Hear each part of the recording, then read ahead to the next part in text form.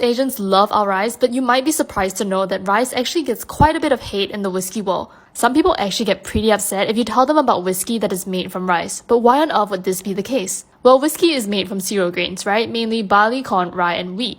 Rice is also a cereal grain, and the Japanese have been making sake and shochu out of rice for decades. More recently though, some of these sake and shochu makers have pivoted towards making rice whiskey, also known as koji whiskey. Taste-wise, rice whiskey tends to be lighter, it's more floral, and it has some sweetness because of the Japanese short grain rice. So you might be thinking, cool, more types of whiskey to try, but no, not so cool apparently, because some whiskey purists argue that rice whiskey is not real whiskey. These critics argue that it should be more accurately labeled barrel-aged shochu. In fact, new rules by the Japanese Spirits and Liquor Makers Association states a requirement that whiskey must be made from malted grains.